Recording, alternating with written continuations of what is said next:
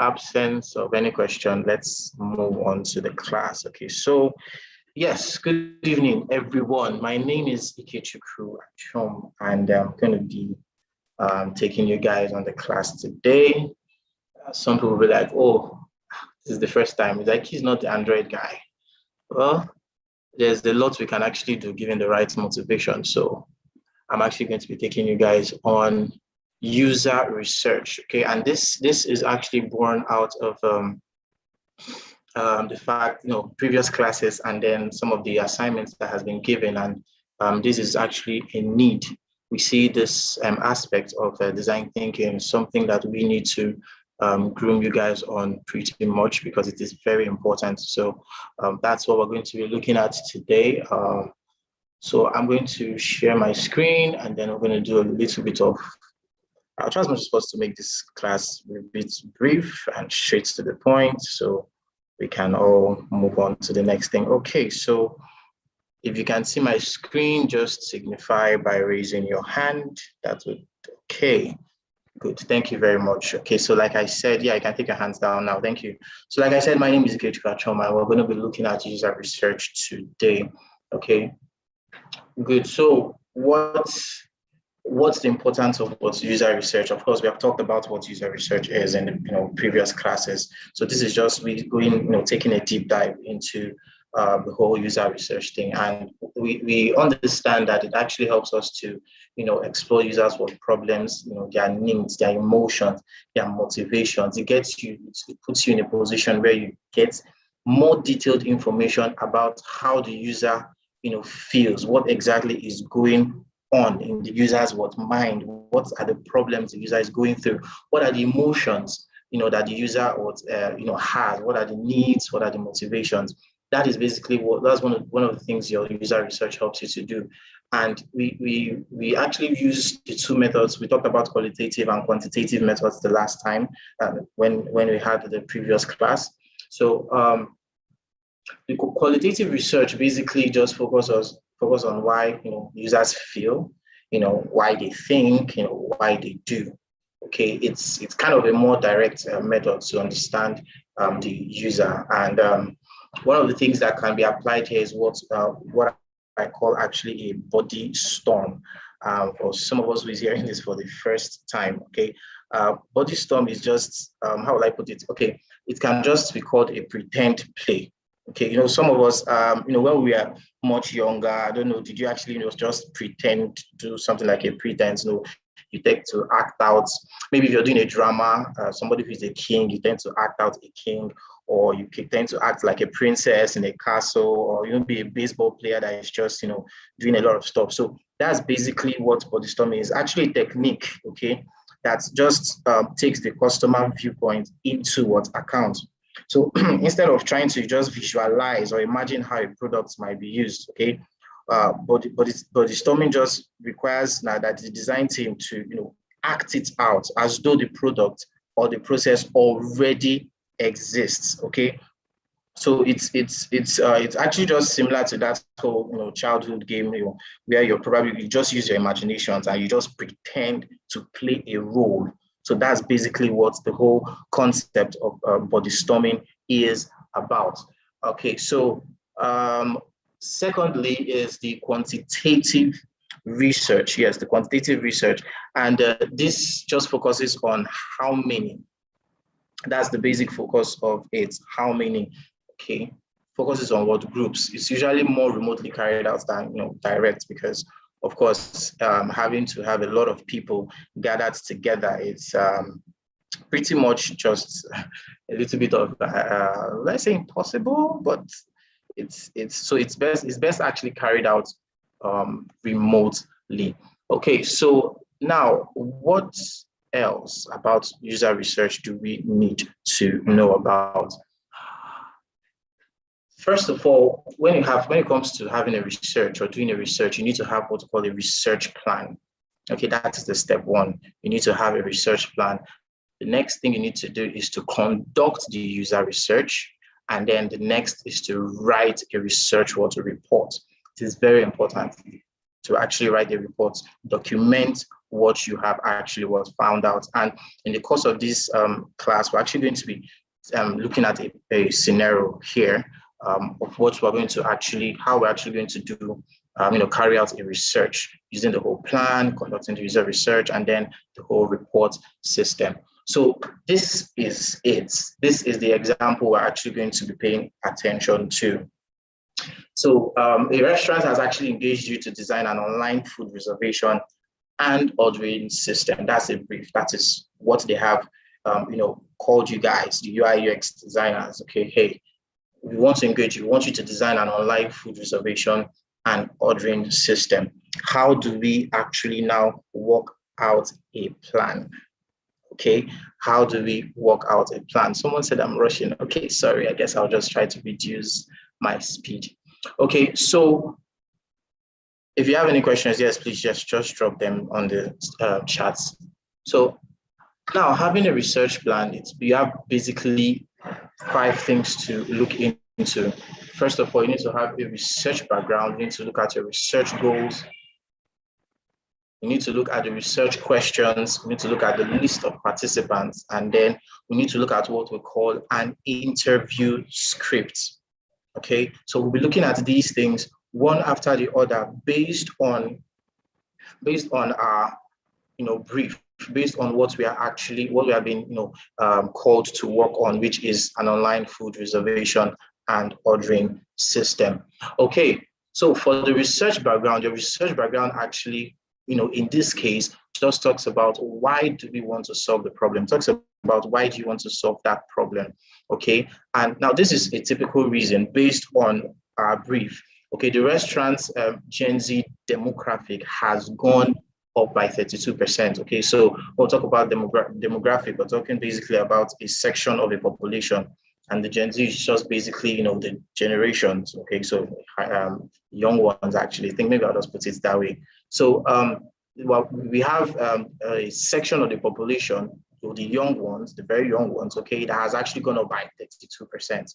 That's one of the reasons. And secondly, because of the recent COVID-19 outbreak that has hit the business. So basically, actually, this whole research background can actually be given to you by the company who actually employed you, because they know why, what they are looking at. They know the problem, and they have an idea of why they want to solve that problem. So you can actually get this information from the company. Now, the research problem statement. Okay, so the problem statement, just to understand the behavior of the various sections of the population. Okay, I'm just using that word in place of demographic. Okay, to understand the behavior of various sections of the population and how they order food. Okay, and then the second problem statement is to understand how best to create a platform that caters to their needs, aside from just being able to order food. So these are 2 problem statements that we can deduce from the brief that was actually given to us. Okay, and then the next thing is the objectives. What is your research objective? Okay, now a typical research objective just talks about why you want to, why do you want to understand the behavior of these sections, of these people, okay, in this particular population. Why do you want to understand it, and why and how they order the food? Just why do you want to understand that? And you ask questions like this actually helps you. Asking questions like, how do people currently order their food? Or do they even order their food? Okay, what are the factors that affect how they order their food, or whether they order their food? Okay, what are the challenges that they face when they try to actually order food, and how often do they order for food online? Okay, so these are certain questions that helps you build your research objectives. Okay, then now I'm going to just from the first one. Okay, some of these things can actually be broken down further, like the first one having to talk about how they currently order their food, or do they even order their food. Now we can actually break that particular one down to questions like, what motivated you to start ordering food? So these are kind of questions you now ask the participants, whoever you're actually going to be asking the questions. Okay, what motivated you to start ordering food? What channels do you go through when ordering food?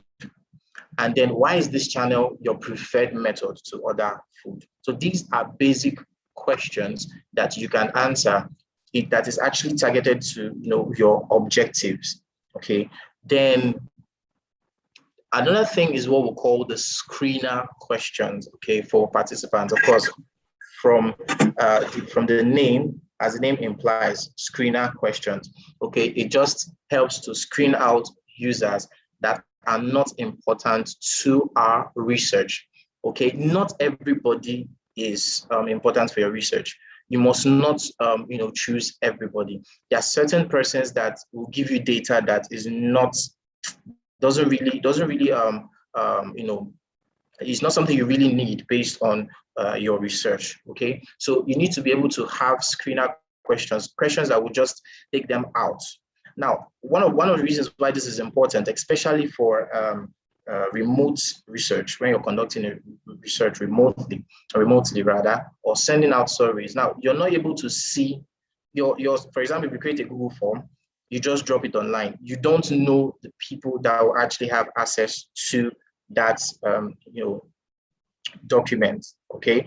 But having screener questions just helps you to just sieve your participants. It just helps you categorize them. Okay, so this is what I'm going to do. Let me stop here, and then you can actually ask questions. Some people are saying this young man is fast. Okay, so let me ask, where did I lose you? Somebody should just tell me, where did I lose you?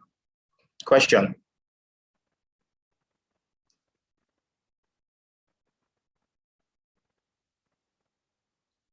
Okay, so people research objectives. Okay, research objectives. Okay, so let me go back to research objectives. Okay, so your research objectives, okay, talks about why you want to understand the behavior of certain persons in a certain region. Okay, so let me kind of let me use a practical example. Let's assume this food ordering app we want to build is for maybe we're looking at the demographic. We're looking at a place. Okay, let's use Lagos for an example. Okay, so Lagos is kind of where we are targeting. Now, there are several places in Lagos, okay, that have probably other have ways they actually order their food. Now, probably it's different in Aja, probably it's different in Lekki. Maybe there are people who maybe when they order their food, they prefer to go pick it up themselves. There are people who ordering their food, they bring it to your doorstep and then you pay, or you actually pay before it is brought. So you have to understand, okay, how those people would behave in that area. How do they actually, work out? How do they actually order their food in that area? Okay, and how is the behavior like? How is the structure like? Because it helps you, of course, if you're going to go into the market with a product, you need to also think that, okay, definitely there is a competition. There are people already who are probably doing the same thing.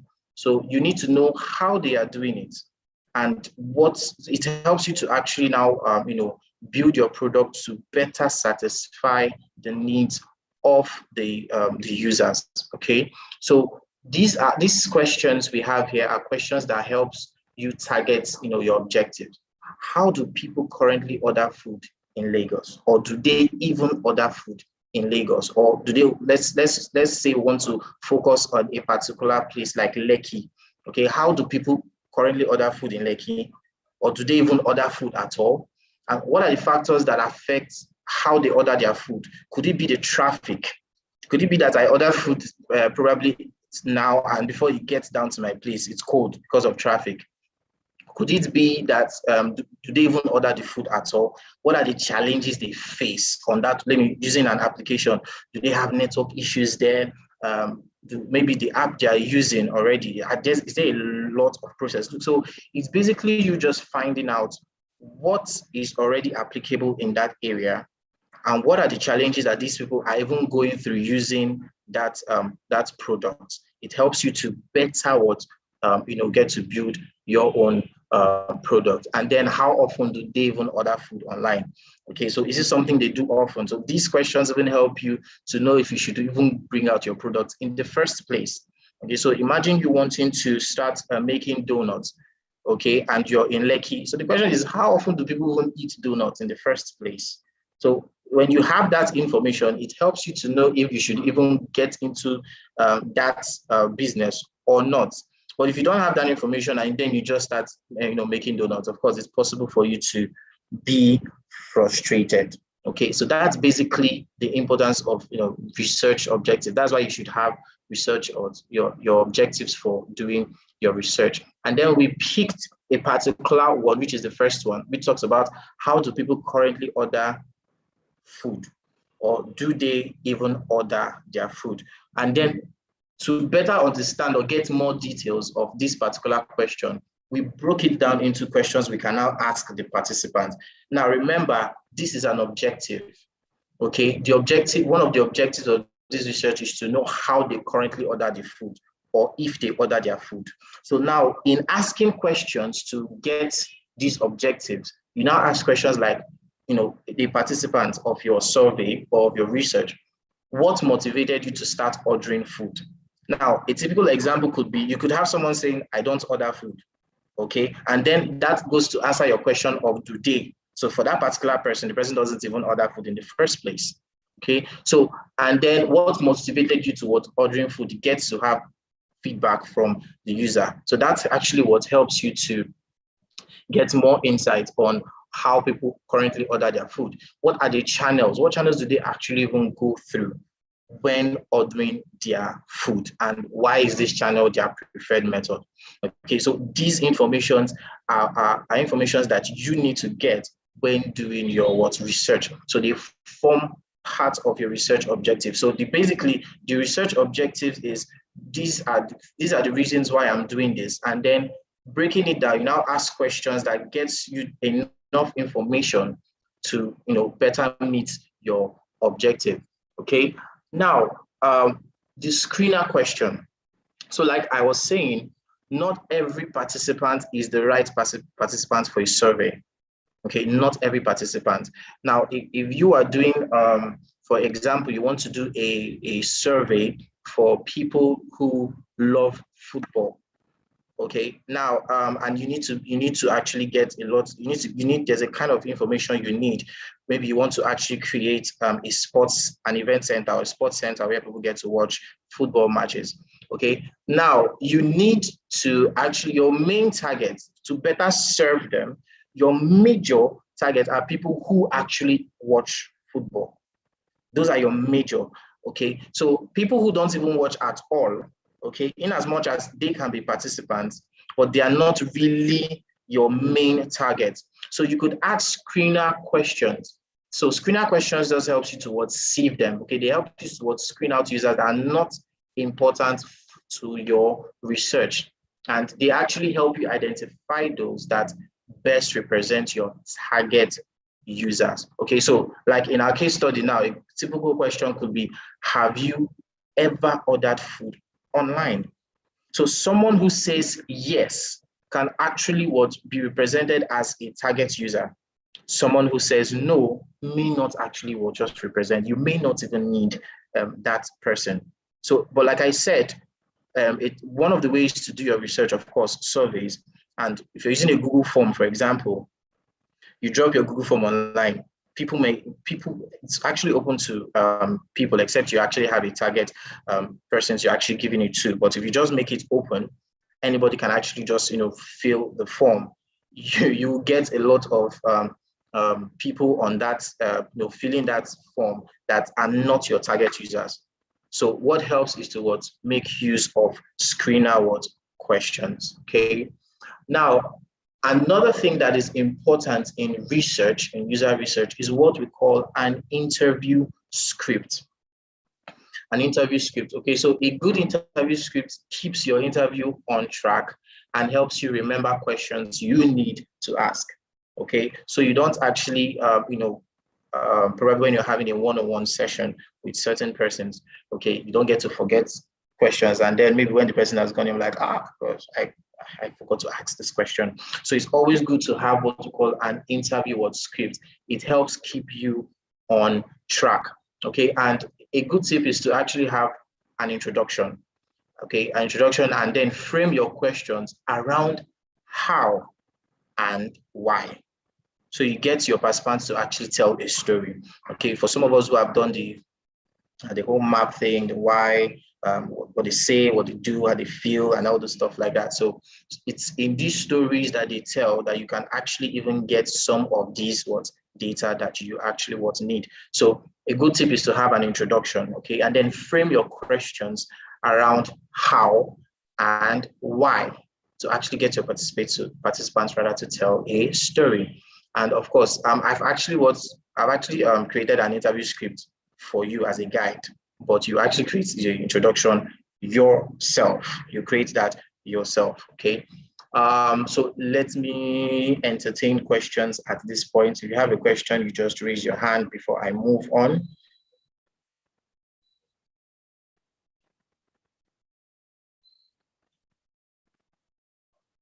Okay, so that I'll take that to mean that everybody's actually following. And yes, of course, the slide will be available after the class. Okay, so moving forward. So we talked about quantitative research, okay? And basically, it's actually just the process of just gathering and analyzing data from surveys, polls. Remember, we said it focuses on how many, how much, groups and everything. So you just analyze data, gather and analyze from surveys, polls, or any other analytical or measuring tool. Okay. Google Analytics is actually one of them. So, but basically, actually, surveys are kind of like a quick way to gather a lot of response because they can reach out to a larger audience. Okay, they can reach out to a larger audience. They can be filled anonymously. Sometimes people are very skeptical to give out their information or during surveys. Okay, so you can actually just make it anonymous. So surveys are actually a quick way to gather a lot of response. Okay, and then this is just a sample survey question. Okay, remember everything we're talking about is focused on the brief. Now, so in the qualitative research, okay, we need to understand how people order food. Okay, so some likely questions could be: have you ever ordered food online? Yes or no. And then if yes to question one, why? So if you notice, the first question is just a straightforward answer, but the second one, okay, actually just gives you a bit more detail about whatever answer. If you say yes, okay, so why? Is it that you don't like to cook, or you think probably the food that you order is pretty much more tasty, or maybe there are other reasons you actually have. Okay, so these are sample survey questions. You will generate yours, but I'm trying to give you guys a flow of how to actually work out your research. This is very important actually for those who want to be UI UX designers, okay, who will still move on to be product designers. So you need to be able to do stuff like this. So now these are just a sample survey question that you can actually apply. Now, I told you guys this class is going to be I'm going to make it as brief as possible because I am targeting, making sure we're actually proficient in conducting user research. And yes, the slide is going to be available, so you can actually just look at the, go to the links there, how to create a user interview script. There's a link there. These are just resources that will help you.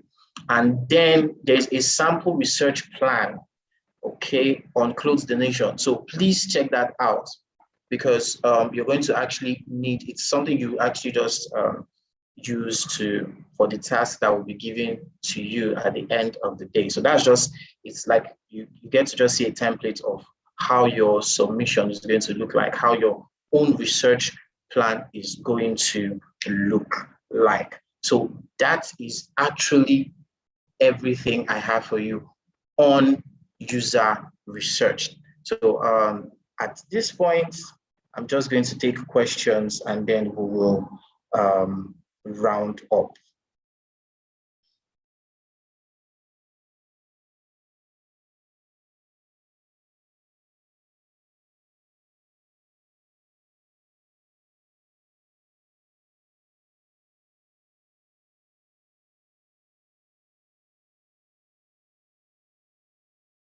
Okay, so Fumilayo, go ahead.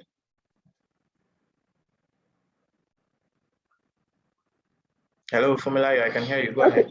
Yes, all right. Yeah, good evening. Thank you very much.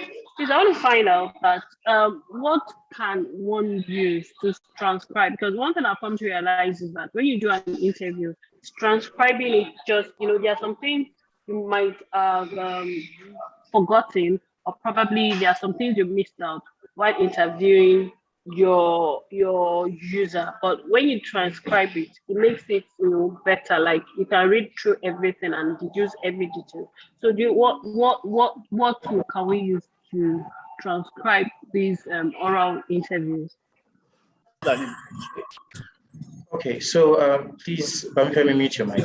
Okay, so now for interviews, okay, yes, it's actually possible for you to miss a lot of details when actually conducting oral interviews. So one of the things I would personally advise, of course, I'm going to mentors, you can also chip in here, is to actually record these oral interviews. Okay, recording them probably with your device, if you have a recorder or your phone, so you can actually go back to better get these details, because if you want to capture every detail, as the person is talking, maybe you're trying to jot it down. Yes, there's just so much you can. So I kind of would encourage recording, though I think you might actually have to, some people you might actually have to seek their permission before you do that, okay? But recording is one of the things. So at least you have it on tape, you have it on record, and then you can go back home and take your time to write out the necessary things that is needed. So to me, I think recording just actually helps you to sort that out. Okay, so if any mentor have something to chip in there, I think the floor is yours. Okay, so I hope that actually just answers your question. Joy. Good evening. Yes, good evening. Okay. My question is about Google Form. You talked about Google Form. I don't know if there's a particular technique, like in terms of creating the screener question, like for us to create Google Form. Is there a particular technique in creating it? Is it, I don't know, like. Okay, a technique in creating Google Form. Yes. Based on screener questions. Yes, like to give the targeted audience, like for them to give us their own view. Okay, I wouldn't say there's a technique, okay, but let's look at a scenario. Okay, you create a form, and then maybe the very first question is, do you order food online? Okay, maybe that's the first question. Do you order food online? And then you get to, have some people say no, and then some people say yes, and the likes of that. Now, when this is done, of course, you have to you can export your responses. Okay, and then all you have to do is sort it based on the people that said no. So for the people that said no, okay, theirs can actually just, go up somewhere, and then you just sort it yourself. So there's not really like a technique per se. It's just a Google form is basically just you putting up your questions. So it all depends on, maybe do you want to format your question in such a way that, okay, like the whole required thing and every other thing. So making that even required, the first, maybe that's your first question of, do you order food online, making it required, that's also fine. But it's generally once you get your response, okay, you can actually just sort it out the way you want. So there's no really a technique, for screener questions and Google Form. No, there's no technique that I know of, okay? If it's Sobore. Hi, good evening. So I wanted to ask, because I realized that user research is quite open-ended and requires a level of creativity and intelligence. I wanted to ask, because it's really it's really a scary topic for me. I wanted to ask, are there any best practices when brainstorming questions that you ask for your qualitative and quantitative research? Okay, so best practices. Well, the thing is this. Sometimes you actually have to work with a team. That's one thing I would actually say. So I think the best practices for me would be to follow what is required. Okay, I try to tell designers most times, don't put your emotion to it. It's not about you. Okay, so sometimes people get to put their self. There are times when you can do that, but there are times when you shouldn't do that, because the product is not about you, but about the user. Okay, so for me, I would say the best practice is to follow. There are actually laid down processes. That's why we talk about the whole design process.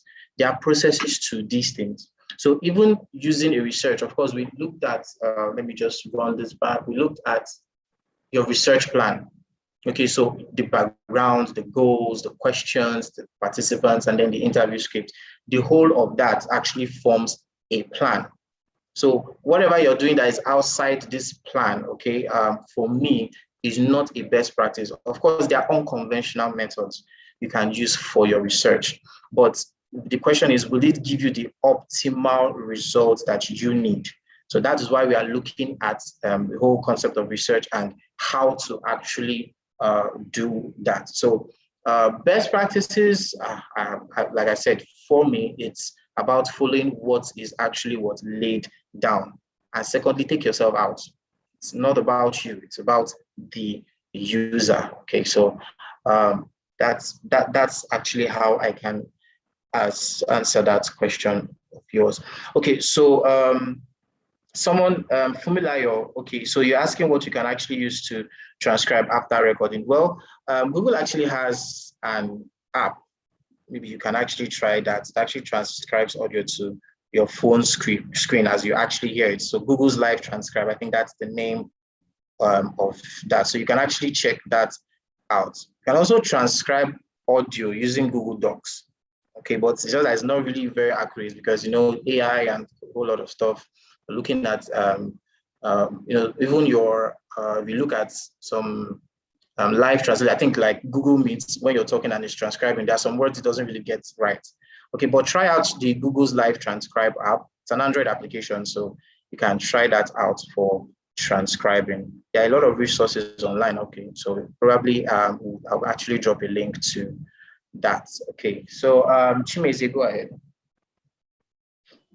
Good evening. I wanted to ask about unconventional methods of research. Like if you're trying to make up imaginary, let's not call it imaginary, but you're trying to build up your resume with like extra projects, and you find out that maybe your research participants they don't qualify and for taking like your research. Can you use like some other resources? Like for example, there's this website called ResearchGate.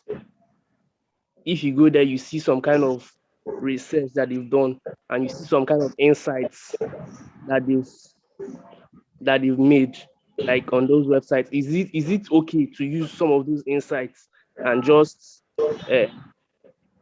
go on with your project? Okay, well, I can't actually say that it's okay or it is not okay. Okay, so but this is how I'm actually going to look at it.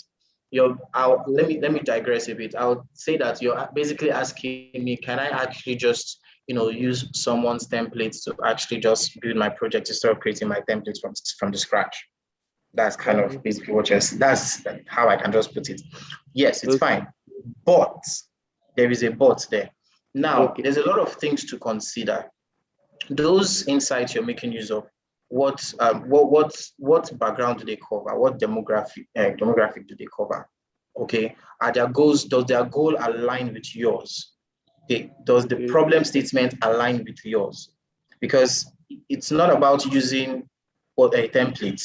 Okay, you know, there are some templates you use, and trust me, the workload you have is even far much more than you having to create yours from the scratch. Okay, so yeah, so it's I can't actually tell you don't use them, but make sure that they actually align with your goal. Okay, they actually align with what you are trying to solve. And secondly is this, one of the things these things do is, they actually rob you of it, or rob you off of a lot. Okay, because the concept of actually having to do some of these things yourself exposes you to a lot of knowledge. Okay. Now, let me give an example. Right now you can actually build a website with a template. Just drag and drop. Just drag and then drop, drag and drop. It's fine. Like, of course it is. But now the question is, when you run into certain problems with your website, maybe for somebody who goes to use Wix and you go do drag and drop, and then you're fine. There are certain issues you have that you need the knowledge of web development to solve. So because you did not pass through that process, you have robbed yourself of that. So I'm actually going to say you're fine to use it, but like I said, let it align with your goal. And then secondly, just know that you're going to lose out on some certain knowledge. Okay, so Chidera, please, I think you can contribute to that. Can I say something? Yes. Okay, go ahead, Amrachi. Hi, good evening, everyone. So it's perfectly fine to use external resources when you're doing your research. But the question is, if you're creating, does the external material relate with what you're doing? Like, and how close is it in relation? I can't be doing something on e-commerce and then I go on ResearchGate and I see research on e-commerce in Ethiopia. We're not in Ethiopia, we're in Nigeria. So you have to be sure that it relates, like it's very close. Another thing is, what's the timeline? I can't be trying to create an e-commerce platform in 2021 and I'm seeing research that was done in 2016 or 17. It's invalid because people's psychology has grown, people's expectations, the way people view the internet, the way people relate with these devices and computers as a whole has changed and has transformed. That's the essence of research. You actually get to talk to people and see how people relate with these things in real life and at that particular time. So yes, using external resources is okay, but you still need to actually talk to people. And like, if you're someone that doesn't really want to go through the whole process of documentation and all that crap, you can actually do group talks. It's very, very possible. You will know a lot. You will learn a lot about people through group talks. You just have a conversation with people, but of course you have to record it so that you would actually be able to analyze it and digest it. So it's very, very important that you don't take away the actual research. You still focus on doing the actual research while you use the external resources as like a background to maybe compare and contrast. Okay, thank you very much, Amrachi. Yes, so anyone have any other question or the mentors? Okay, so let me see. Okay, so yeah, Divine actually said something here. So you can actually, make your screener question to, so it can actually filter the people you don't need. So a typical example is your Airtable submission. Okay, you get to choose, when you choose your track, then it now displays the link that you should submit. So what Android is submitting is not what web is submitting. So yeah, I think Google can actually do that. Google Forms can do that. So you just have to search that out. Research, that's why you use UX designer. So go and research on that. Okay, so Chidera, yes, go ahead. Yeah, hi everyone, good evening. I just wanted to add to what you said and what I think Amara has said about the whole seeking for other ways to research apart from the primary kind of research. So what I wanted to say is, let's keep it 100. There are many situations that might occur and someone might not really be able to carry out the primary user research, right? So I don't know who the person is, but you need to look up secondary research. So there's primary and there's secondary. So if you cannot do the interviews, you cannot send surveys, secondary research there are researches that have been done by other people. So first thing you want to do is to hone in on research that have been done for that particular thing you're looking for. For example, there's a time I was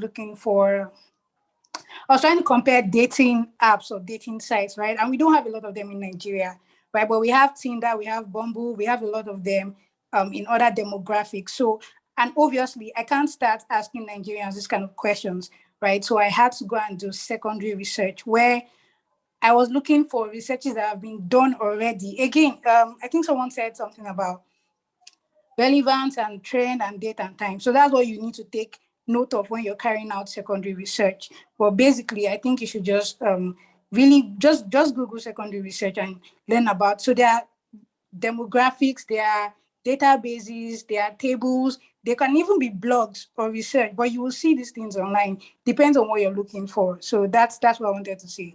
Try out secondary research if you cannot carry out the primary one, which includes interviews. Yeah. Okay, yes, thank you very much for that. Okay, so any other question?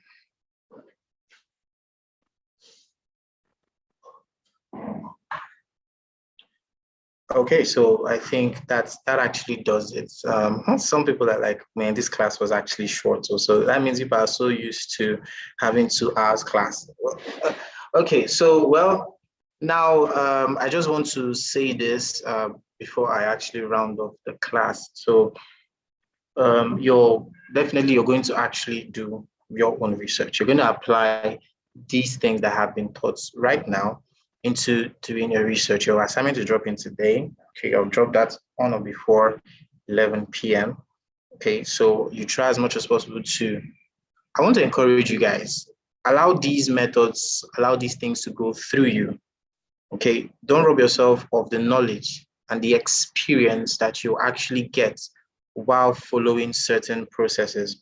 Of course, you can, trust me, you can actually skip a lot of things, okay, to get the job done, okay? But there is always a time where you actually have to, you need the knowledge and you need the experience to solve certain problems. And because you've skipped the process, you're not able to, solve that problem. So I want to encourage us to let's learn to put this research into practice in your assignments. It is very important, okay?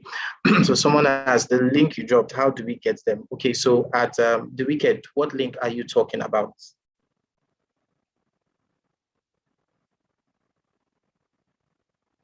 Okay, so I think he's not on the call. Well, I don't know the link you're talking about, so I don't know how to answer that question. Okay, but your assignment link is going to be dropped on this assignment is actually for stage 2. So your assignment is going to be dropped on the stage 2 channel, and it is going to be on pinned messages. Please, let's learn to check pinned messages. Okay, the link, it's on the slide. Yeah, the link, it's on the slide. So that, Ijoma, you guys go ahead.